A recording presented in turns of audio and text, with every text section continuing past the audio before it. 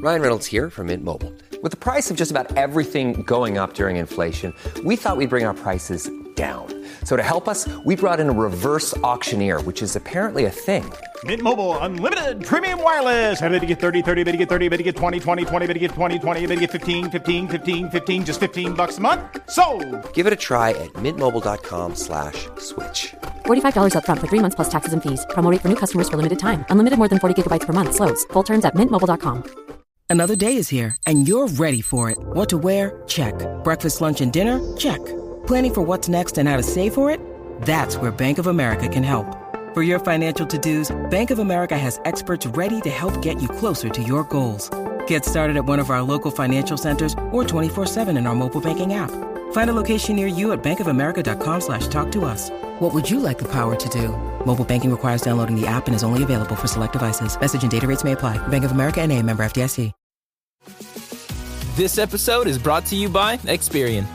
Are you paying for subscriptions you don't use but can't find the time or energy to cancel them? Experian could cancel unwanted subscriptions for you, saving you an average of $270 per year and plenty of time. Download the Experian app. Results will vary. Not all subscriptions are eligible. Savings are not guaranteed. Paid membership with connected payment account required. Thanks for choosing this free Anfield Index podcast. If you'd prefer to listen to this or any of our other shows without adverts, then now's the time to check out Anfield Index Pro. With AI Pro, you can supercharge your entire listening experience. You'll not only get all of our podcasts without the ads, but you'll have them far faster with our Quick Publish feature available exclusively for subscribers. AI Pro also puts you in the heart of our sound studio, with an option to listen to many of our shows live and interact with the podcasters in real time as the shows are recording. Upgrading couldn't be easier. AI Pro is available on all popular podcast platforms. Just head on over to AnfieldIndexPro.com and get started today. Welcome back to the Minefield podcast from Anfield Index Pro. As always, I'm your host, Alan O'Donoghue, and I'm joined by my partner in crime, Dr. Andrew Vincent. Andrew, how's all in the US of A today? I'm not in the US of A. I am exclusively in the transfer chat. And that is the Discord transfer chat, and I am enjoying myself thoroughly. I haven't looked, in an hour or so, but just the emotion in there. We're waiting for Big Z or Little Z, I guess. I don't really know what size Zubamendi is. But we're waiting for news there, and just watching people live and die by that, seeing living and dying by that myself. It's a lot of fun. I enjoy it quite a bit. I'm going to hazard a guess that maybe you are in the minority who finds that fun. I think, there's a lot of people who get very stressed, very, very stressed at this time of year. The stress is part of it. Like when you're sitting there and you read, I think it was from a fake account. I don't really know what it was all about. Like, I'm glad that there's people in that chat who can decipher the internet for me. But it's like you see this tweet from Big David Lynch that says Zubamendi wants to stay. And it's like, you just feel no, it can't be true. And it's like, yes, there's part of me that doesn't like that, but it's like watching WWE, like the heel wins and you didn't want the heel to win and you boo as loudly as you can. And there's something thrilling about that. So that's kind of how I enjoy this process. It's like, it just makes you feel alive, and it's a spectacle. And then at some point we get to watch soccer again.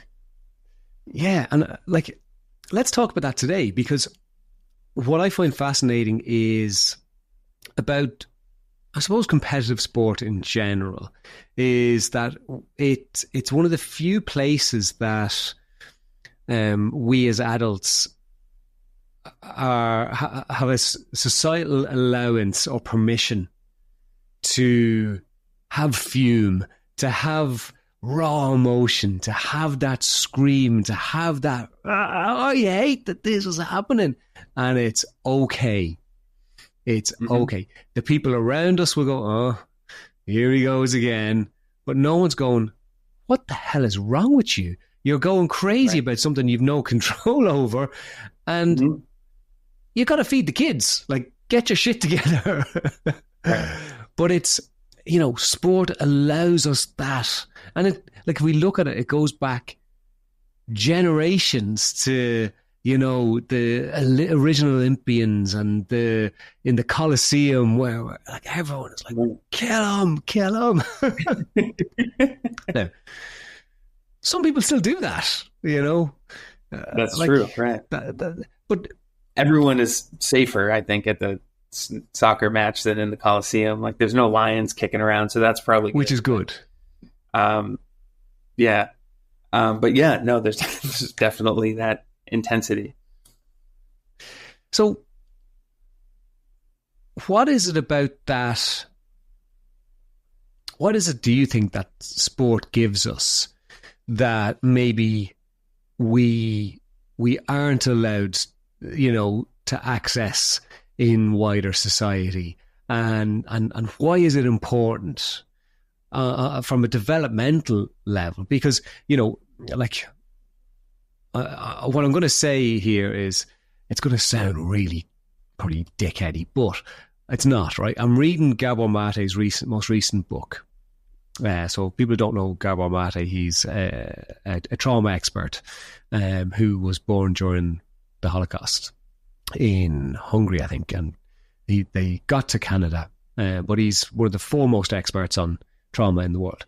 But his book is called The Myth of Normal, and he's talking about how society kind of breeds stress and traumatic experiences, and we constantly buy into it. So that's why we take drugs. It's why we drink loads of alcohol. It's why we, go and organize hooligan fights against opposition fans. And we know there's a chance we get like our heads smashed in, but we go and we get involved in it. Not everyone, obviously, thankfully, but that there's these societal situations that are causing us to get some release. We're getting something from it. And I'm not saying that we're all traumatized. Maybe we are, maybe we're not. I don't know. But I'd love to get your take on how sport fits into that in a nice, succinct way, Andrew. Nice, easy question, batted over. Yeah. One of the... there's probably there are a couple different pieces to it, right? Like, one is the extent to which it's a community experience and shared experience with other people. And so part of what makes anything important is for it to be sort of a shared experience, like that amplifies things. So especially if you're sitting in a stadium or you're watching with other people or you're texting with people while it's going on, or Liverpool's playing United and your friend's a United fan, like there's just shared experience part that like adds to the importance of it. Another thing that I think is just in terms of it being allowed, I used to say more with clients, but like less so now, and especially male clients, is like essentially like two of the only places where men are allowed to cry without being questioned about it would be at a funeral or then like at a sporting event. Like if your team loses a big sporting event, and it's, it's very regular in football, especially, to be the camera's panning around after big games and you see fans crying, or you see kids crying, or grown men crying, right? Like, and that's not really allowed in many other places. I think probably the masculine nature of sport sort of almost creates a pass for there to be more emotions expressed than there would be in other settings. And it just sort of is okay because it's sort of seen as part of it. And it's like you're allowed to really care about this thing, but already there's a masculine pretense to this thing historically that I think kind of like creates some cover or creates like some feeling of that being okay. Aside from that, there's a tribalism to it of like really supporting a team. There's like the immediacy of like winning and losing and how much emotion that brings out. I don't know if I have like a really succinct or clear answer. Those are some of the things that I would think about. Is it's just like probably sports fans are also self-selecting for people who care about it.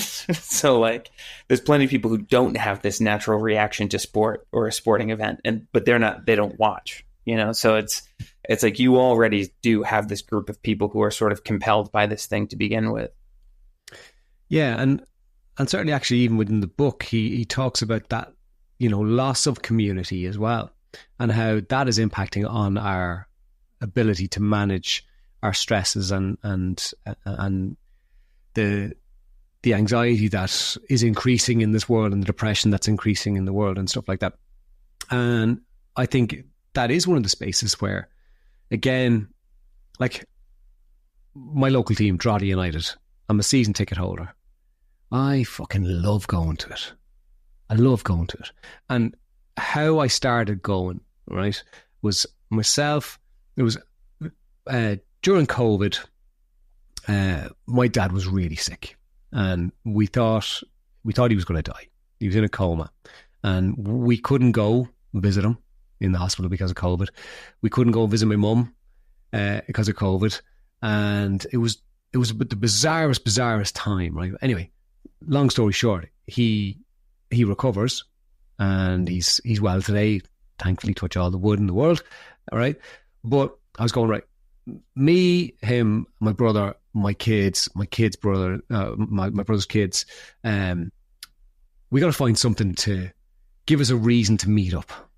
So we're like, right, let's just go get season tickets to the team, and it is brilliant. And Drogheda have their own ultras who literally sing the whole way through. They have flares and the whole lot, which keep costing the club loads of money, and we don't have loads of money. We're the only semi-professional club in the league and the whole lot, right? So, but there's just this, the place is sold out every single week, and I think it is that thing. It gives us a sense of community, a sense of belonging, and it's no different that if you or I walked into a pub in Germany and we're both wearing Liverpool shirts, not only are we going to automatically be drawn to other people with Liverpool shirts, there'll be other people who come up to us who are football fans to talk football. I remember, and again, like we're not talking Alan's life here, but I remember when I moved to England to go to university when I was 18, and I went up to the door of the house I was moving into with complete strangers, and this guy opened the door, and he's from Birmingham. Obviously we started chatting because we're living together, and we said, we'll go for a pint. What else are you going to do? So we went for a pint, and we walked in, and there was this lad, shaved head in a Birmingham jersey, looked like he would tear the head off you if you looked at him sideways. And my new housemate was like, I'm a Birmingham fan. Straight up to him, all right, pal. And that guy and his friends became our group of friends. Now, he was the nicest guy. Like, he would never get into a fight with anybody. Like, but the perception I had in that split second. But again, straight away, we had this communal thing, and I built some great friendships in college because of that moment that I would never have gone up and spoken to him if I'd walked into the pub myself. So I think there's definitely something around that sense of community and belonging and ownership. But what do you think the internet has done for good and for bad when it comes to following the club, transfers, being able to interact with players and stuff like that as well? Like, has that changed the dynamic again, in your perspective? Well, I think one of the things that's probably also important is obviously within the United States, like people are really passionate about their teams and passionate about their sports, but it's different than it is with football internationally. And so, like, you might be a Patriots fan and someone might be not liking Patriots fans, because that's been a big thing for quite a long time. No one's going to hurt you over it. Like, that doesn't really happen. Like, maybe rarely, right? There's a fight, people are leaving the stadium or things get, but like, you could go to any city in the country and you could wear your Patriots jersey, and probably the worst thing that's going to happen to you is someone's going to like yell at you a little bit or be like, boo, or something, right? Like, there's no harm coming your way. And so when I was in, university, when I was in college, like, I spent a semester studying abroad in Greece. So I was in Athens. And so I had bought a Panathinaikos jersey. And I was going to wear it out in the house. And one of the guys, he's this Bosnian guy, Nadim, stopped me. He's like, oh, you can't leave in that. I was like, what are you talking about? And he's like, dude, you can't just walk around in that. That's like a thing. Like, yeah, some people are going to walk around in kits or whatever, but like, you're making a whole political statement of like where you fall in this. He was like, you can't, like, it means more, right? And like it's a whole association with who you associate with. And I think that matters in football and in the intensity of supporting football is it's not just, it's a whole affiliation and lifestyle and family thing. It like the roots are so much deeper than, in the United States. It's not that weird. Like there's a hockey team. My favorite hockey team is the Boston Bruins. If my son even turns out to be a hockey fan and he ended up liking some other team, it would be like, all right, not a big deal. But if he ends up supporting United, and I don't even live in Liverpool, right? Like I would be so annoyed by that. Like, and it would be fine. Like, and that happens obviously sometimes, but I feel like football is different with this. And that's that's been part of my learning curve with the sport and like what it means. And also like how it goes beyond what happens on the pitch. And, what has the internet done to that? Well, I mean, like for one thing, like I try to stay as disconnected from the internet as possible. So maybe I'm not the best one to ask about this. I think it adds urgency to everything though. And like there's so much more that we can know and so much more information that we can have. And having that extra information just gives us more roller coasters to ride on, right? And like someone had mentioned the transfer chat earlier, like kind of the days where I would go to school and not think about it. And then at the end of the day, all of a sudden Liverpool will have signed someone. And now I spend all day at work refreshing different things to try to see if this signing is completed yet. We have immediate access to information. So it means we can look for that information and think about them more. Like how wild this morning, I'm sitting in my office in the United States and I'm involved in this transfer chat and I'm sending something in there. And there's so many people on there who have something to say about something that hasn't even happened yet or might not happen, that like it doesn't even tell you who's typing at the bottom. It just says several people are typing, And it's just like there's an instant access to be able to be a part of something, which on the one hand is very fun, but on the other hand means you can be obsessed with it in a way where you wouldn't have been able to be obsessed with it before. And then it starts to feel like competitively, if we don't sign these players and other people are signing players, are we falling behind? And that competitiveness or that idea, are we falling behind? And what does it mean if United get their 5 signings right and they're better than us this year? And then you think of your friends who support United and you think of them winning and it feels, I hate that, right? And then all of a sudden we're mad at Richard Hughes. Yeah. And do you think it creates a different level of entitlement? So if we go with what you've just described, and I'm fuming with Richard Hughes. So Zubimendi doesn't go through. In fact, he signs for United, right? Right. So he signs for United, and I'm like, fucking, Richard Hughes had one fucking job to do, and the fucking scum get fucking Zubimendi instead. And Zubimendi goes on to become player of the year and they win the league and we fucking don't get Champions League. And I'm straight on to social media, on to Richard Hughes. You fucking dickhead. You had one job to do and you screwed up. I fucking hate you. I hate your family. I'm going to fucking just send you fucking death threats, like whatever. That's it. Because it's my right as a fan. Tell me what's wrong with that, Andrew. Is there anything wrong with that? Yeah. I'm totally fine with that. To people who make, no, of course.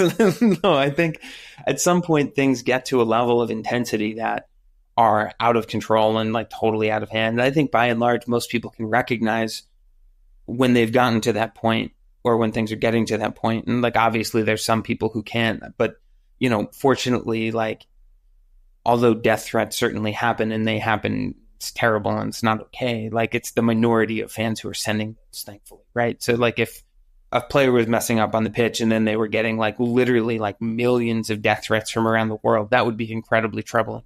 We would all need to take a look at ourselves. Does it make people more entitled? I think it does. And I think because we have more information now, that like more people can believe themselves to be experts in more things.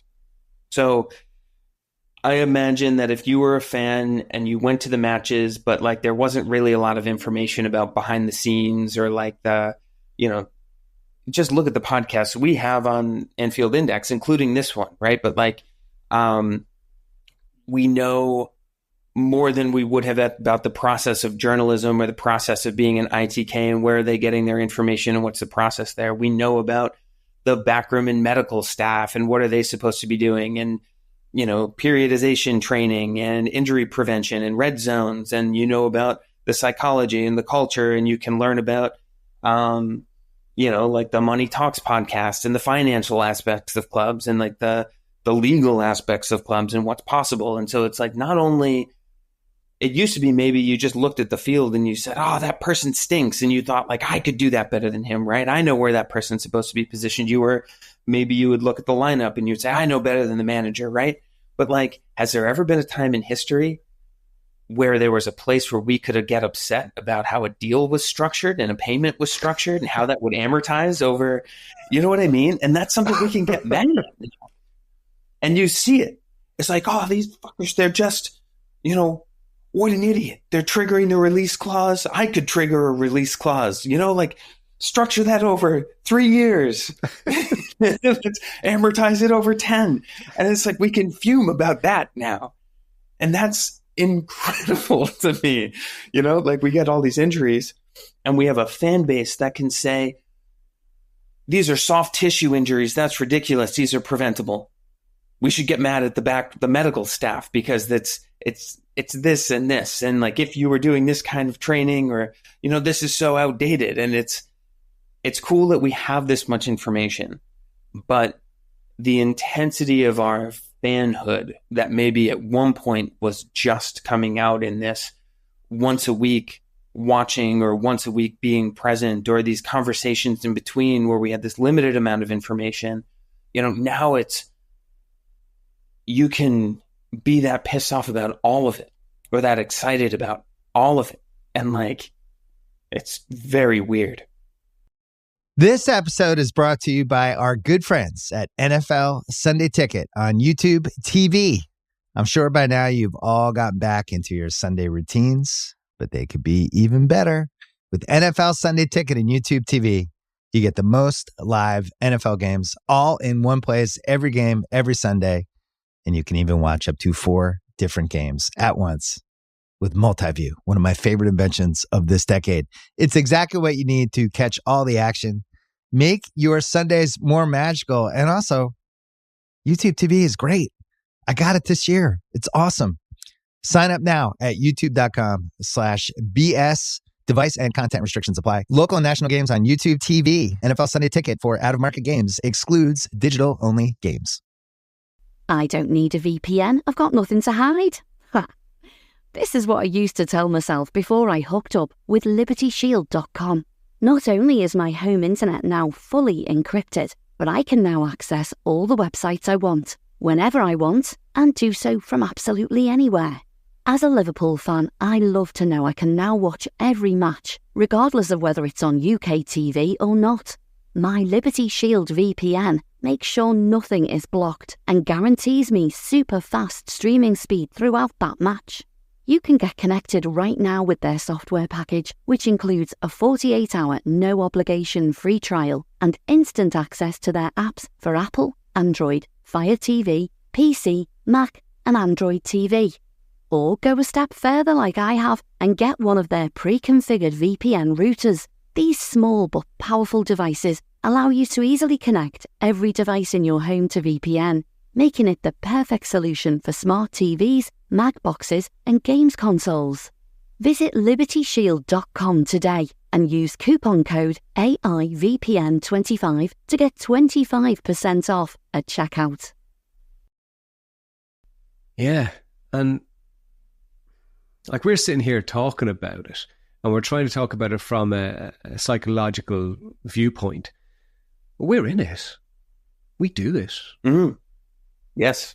Like, I have absolutely fumed at Klopp and Linders about overplaying Dominic Szoboszlai and, you know, bringing Trent back too early, and sitting at home with my wife and my kids or with my mates and going, like, it's ridiculous.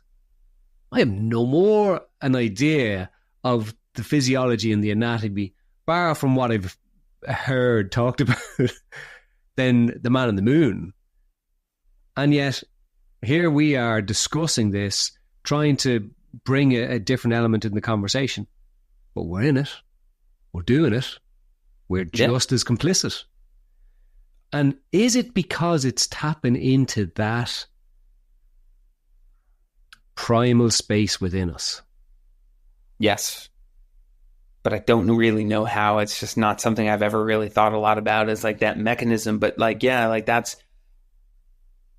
The financial side of things is not something I have a terrible amount of interest in. But I've listened to Money Talks. It's a great podcast, right? But like, there is no other area. And like, I have my own small business.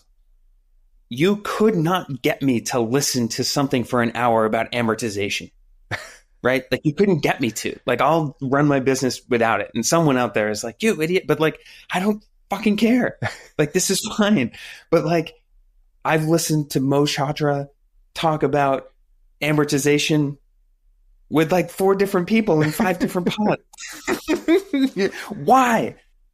Because of Liverpool, right? Because of what happens on the pitch, because of how it taps into something that I care about and am connected to, and that creates an interest for me in a way that not a lot of other things do.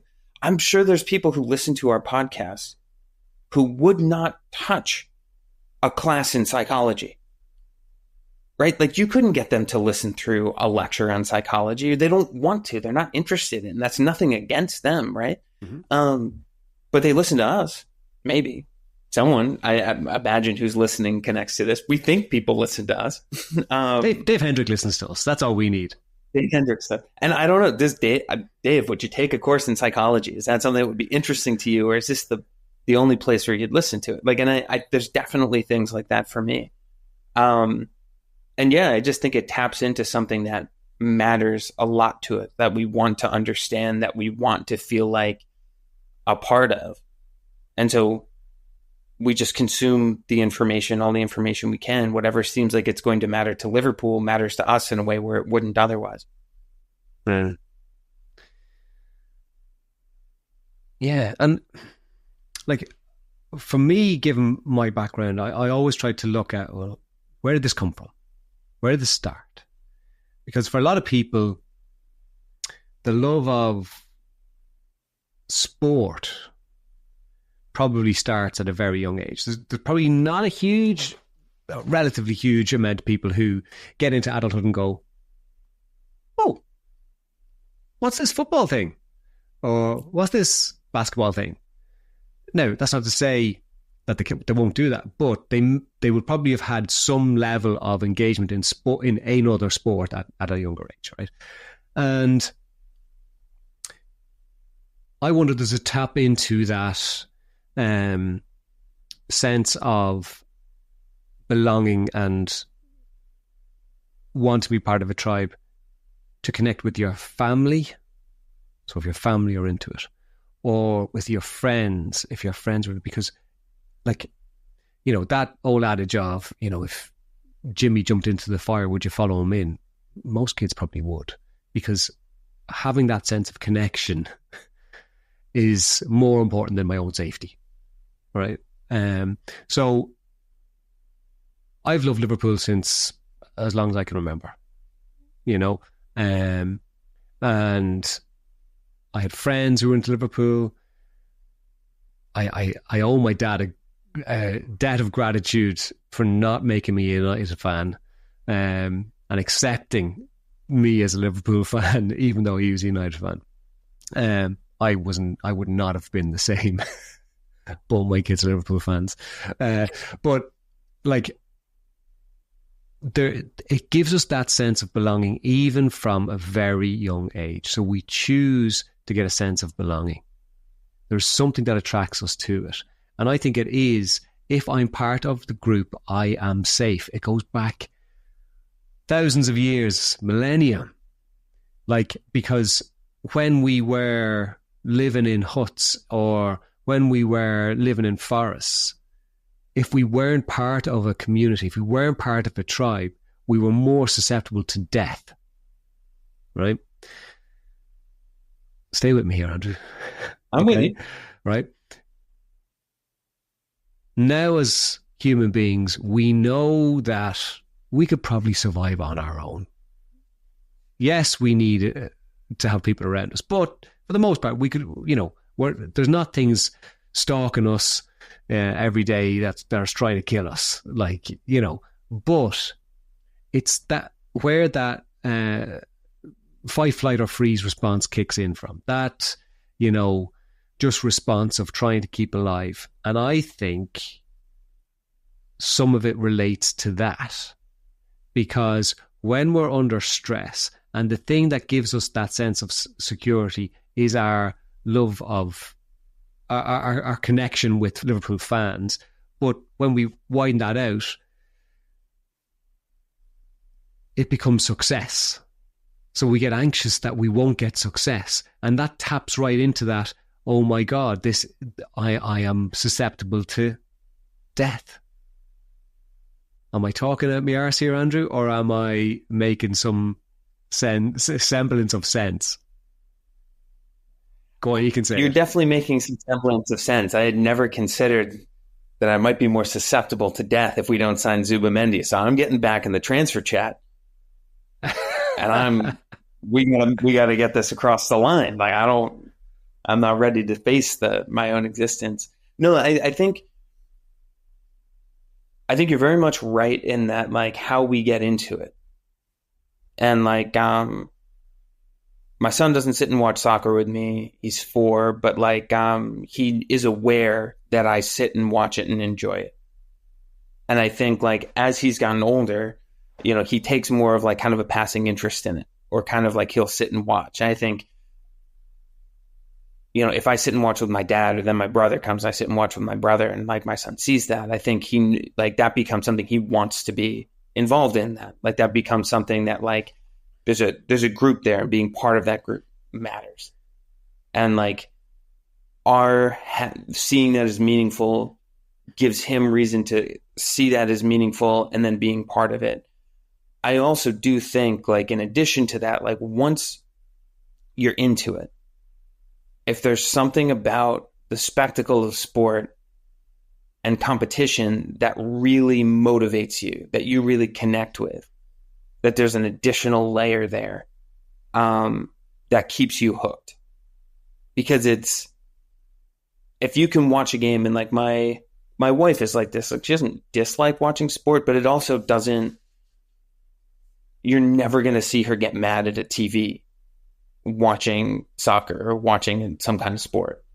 Like, it just doesn't really affect her in that way. Like, my mom is like that too. My mom's an athlete. She does triathlons and stuff, but like, she would never sit and watch a competition and be like, about it, And so I think for some people, it pulls that. And then there's a thrill of that, like that emotional roller coaster that just keeps you hooked. It's that same, like, intermittent reward system, where it's like every once in a while you get these really high highs, and it's like gambling, or it's like, something along those lines. It's like that kind of reward is the one that pulls you back the most. It's like the moments, like those awesome moments, the beating Barcelona in the second leg moments, or even like the Europa League game against Dortmund, where Lovren got the late header, right? It's like those moments that are such high highs, or beating United 7-1, although, that's happened more and more regularly now that we just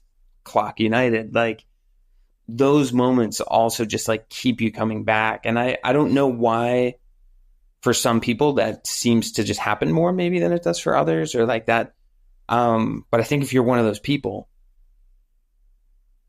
then it's hard, like, yeah, then it echoes out, and being a part of it matters. And I think that's amplified by all of the tribal stuff you're talking about, and belonging, and there being competition between tribes and all of those sorts of things. No one I've ever worked with in my life who was an addict sat down on the first day that they tried the substance and went, I can't wait to be addicted to this. So I've never come across a heroin addict who was like, I couldn't wait to, start in the heroin and become addicted to it. You're essentially describing the same thing. Mm-hmm. We taste it. It gives us a sweet taste every so often, and we become addicted. And the internet has provided us with even more tastes, opportunities to taste different elements of the drug that was never there before. And on the one hand, it's great. But on the other hand, it just fuels that, because we're never quite getting the hit that we want. I'm in on that analogy. Okay. I think being a football fan is healthier for you than heroin by a pretty large margin. Yeah, I suppose. Okay, I'll get on board with that. But not without its downfalls and dark sides. Mm-hmm. And I think that's the other thing. That is the other thing. And it is, and look, we have discussed this in the past, like, we're not telling people how to be fans here, but what we're saying is, if you find that, like, us not signing Zubamendi today or tomorrow ruins your week, is that working for you? Yeah. If you find that you are snippy and roaring at your kids or roaring at your partner or getting into arguments with complete strangers because Liverpool lost 1-0 or whatever, got knocked out of the Champions League, maybe we got to look at ourselves and go, okay, I need to kind of pare this back a little bit. Yeah, that part's important.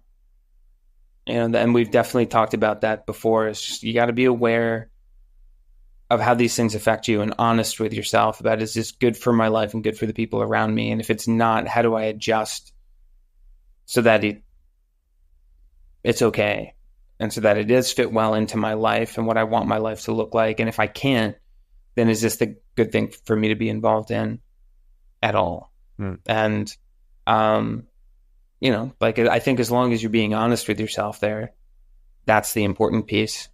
And I, like, this is not, I mean it. Like, I'm all in on riding the roller coaster. This isn't just me standing back and looking at the transfer chat and being like, wow, these people are nuts.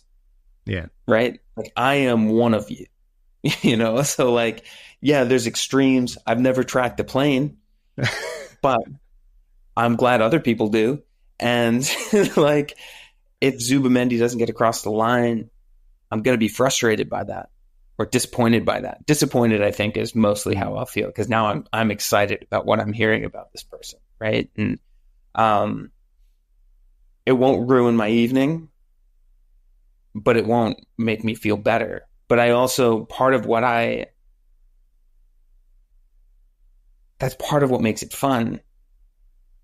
Like the disappointment or the frustration or the anger or the intensity there is part of what makes the highs so good too. Is like, it's caring about something and caring a lot about something. And we don't always get a lot of chances to really care about something in an open way that unfolds quickly enough for us to have those ups and downs. And like, that's really special about sport too, is to be that invested in something, is like to me, like, that's part of what it means to be alive. Yeah. And it's like to be that invested in things and to just care about them. And I think in this case, would it be easy to be like, yeah, don't worry about it, or like, whatever, like, it's just soccer. But like, we don't want that.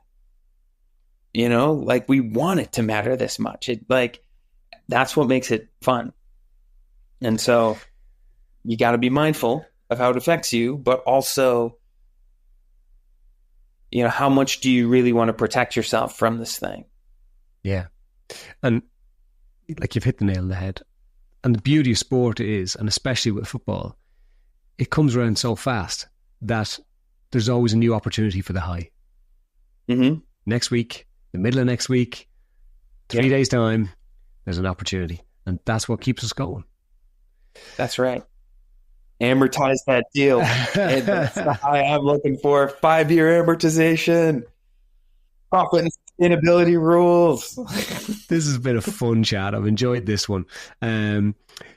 We got to wrap it up for today. Listeners, I hope you've enjoyed it. Andrew, thanks so much for your insights there and your passion for the transfer chat in Discord. Listeners, if you're not on Discord, get on Discord, even just for the transfer chat. Just for the transfer chat.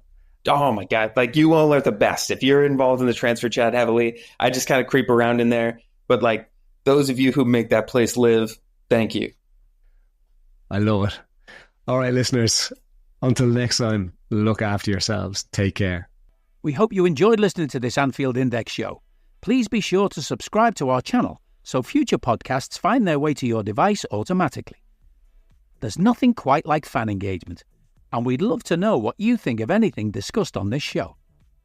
The best way to get in touch is over on our free Discord community, where both podcasters and listeners debate the hottest LFC topics 24/7.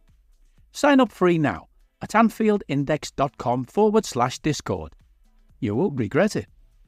You can also follow us on Twitter at Anfield Index and find us on Facebook by searching for Anfield Index. Oh, and before you go, we'd love it if you could leave us a 5-star review on your favourite podcast app. It only takes a couple of seconds, and it means the world to the people who create these free shows. Sports Social Podcast Network.